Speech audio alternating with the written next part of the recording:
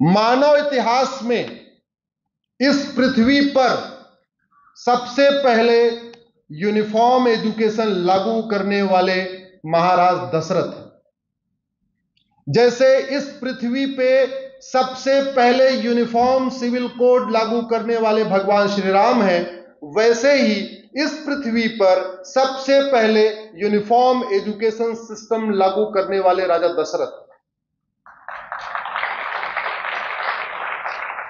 हमें यह तो पता है कि कृष्ण सुदामा एक साथ पढ़े, एक गरीब और एक राजा का लड़का, लेकिन आपको यह भी ध्यान रखना चाहिए, प्रयाग के निषाद राज जो बहुत ही गरीब परिवार के थे, नाविक के बेटे थे, वो भगवान राम के साथ एक ही गुरुकुल में पढ़ते थे।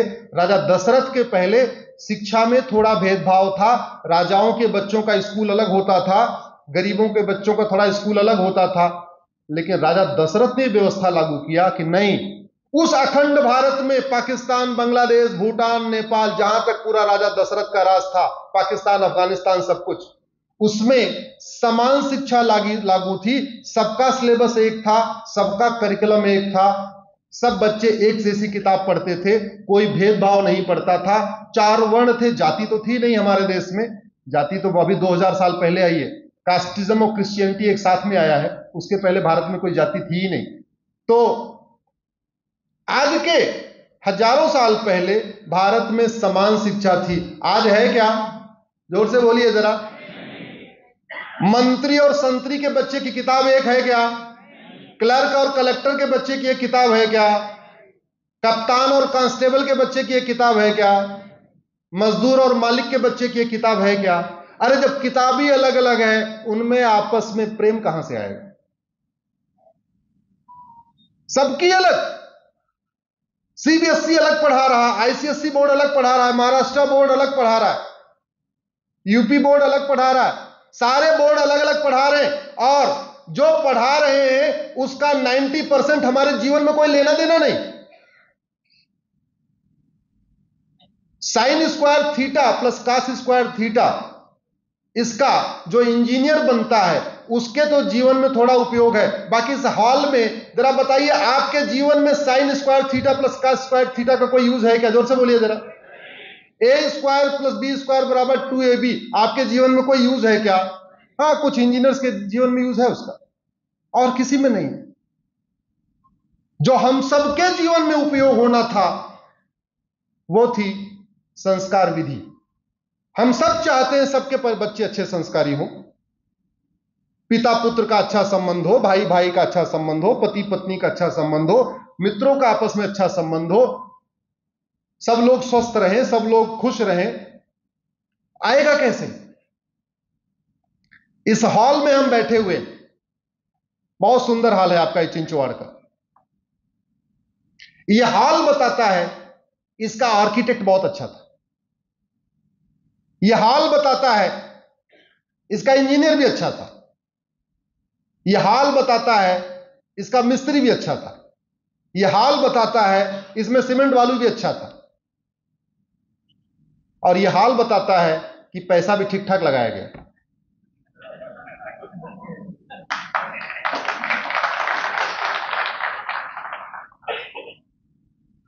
इसका मतलब जब मैन भी अच्छा हो, मशीन भी अच्छी हो, मेथड भी अच्छा हो, मटेरियल भी अच्छा हो, और मनी भी अच्छा हो, जिसको 5M कहते हैं, जब ये 5M अच्छा होगा तब कुछ अच्छा बनता है।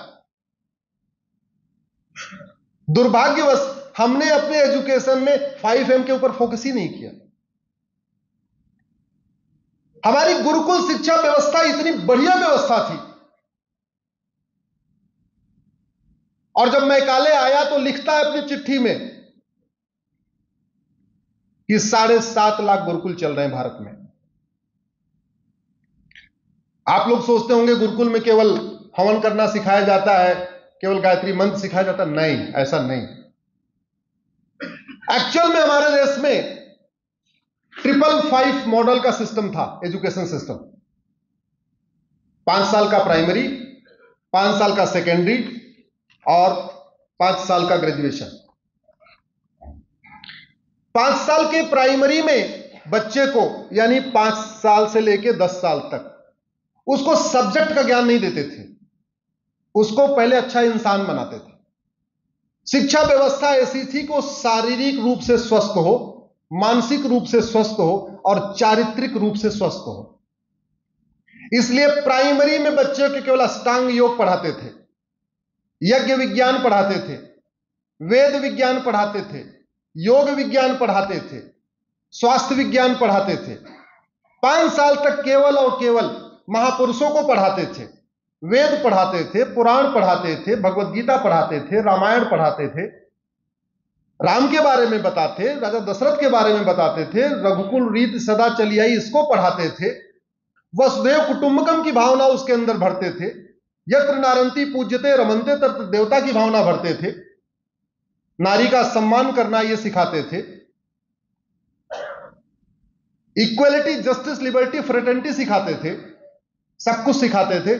जब वो 10 साल का हो गया, सेकेंडरी में आया, फिर उसको विषयों का ज्ञान देना शुरू किया, और विषय जितने आज पढ़ाए जाते हैं इससे कई गुना ज्यादा विषय। उस समय सेकेंडरी में 20 विषय पढ़ाए जाते थे। आज की डेट में 6वीं से लेकर 10वीं तक 8 या 9 विषय पढ़ाए जाते हैं। फिर भी हम कहते हैं बच्चे के कंधे पे बहुत बर्डन आ गया, क्योंकि बच्चा इतना योगी नहीं है। आज की डेट में कोई 8 घंटे सूर्य नमस्कार कर सकता है क्या? बोलिए जरा। जिस तलवार को शिवाजी महाराज चलाते थे कोई उठा सकता है क्या? जिस तलवार को संभाजी महाराज चलाते थे, तानाजी महाराज चलाते थे, उठा सकता है क्या? नहीं उठा सकता। जितना बड़ा बलिदान धर्म के लिए किया शिवाजी महाराज ने, उतना हम सब कर सकते हैं क्या? हमारी शिक्षा ही नहीं है। वीके न्यूज, राष्ट्र के नाम।